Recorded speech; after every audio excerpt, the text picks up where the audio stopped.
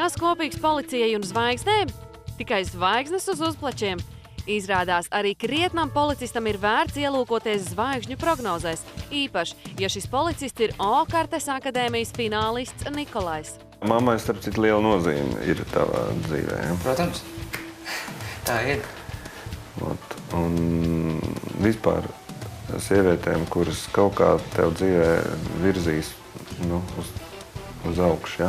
Man teica, ka sievietes mani virzīs un man ļoti liela loma būs. Cik daudz caur O-kartes akadēmijas mežonīgajiem džungļiem tev ir palīdzējusi iet Evija? Evija? Evija man ir palīdzējusi iet tā garīgi.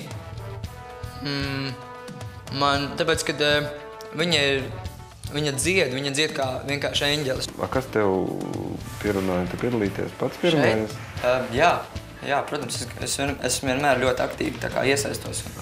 Un man patīk kādi izaicinājumi, kaut kas savādāks. Man patīk, ka mana dzīve nav garlaicīga. Tad, kad es dziedu, es esmu tāds, kāds esmu, un skatos, esmu tāds, kāds esmu. Bet, piemēram, ikdienā es uzlieku, man liekas, masku.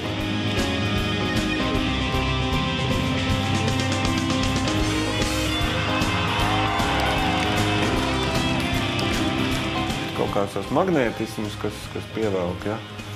Tas ir, tev tas piemīt. Jo tu skaities, tāds, kā ūdensvīrs, domā par gaisu tikai, ja? Bet otra stihija, kas tev ir diezgan daudz, un tā ir patiesībā zeme. Un tāpēc tu vari darīt, ko tu gribi, bet tu nespēsi pa mākoņiem lidināties. Man ir stabilitāte. Tā ir tā zeme, kas man tur kājā. Kad neskatoties uz to vēju, ka es lidoju, ka es tomēr turēšos uz pamata, jo tā man arī ir. Man ļoti svarīgs, lai man kaut kāds pamats zem kājām, un es neaizlidotu.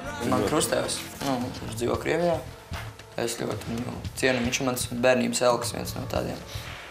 Viņš man teica, ka turies vienmēr pie darba, pie policijas. Vēl bija otrs mūzika, un tā viņš saka, skaties ar to mūziku uzmanīgi. Parasti policijās iet cilvēki, kam ir iekšēji kaut kāds dusmas, bet tu esi tomēr tāds vairāk labais cilvēks. Tā nav.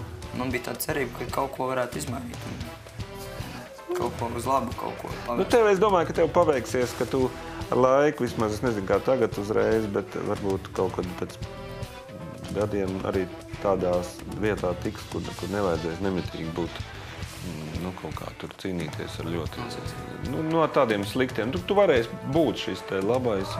Tā kā cīnies nevis ar kulakiem, bet cīnies ar labo, un tad tu arī tiks uz priekšu.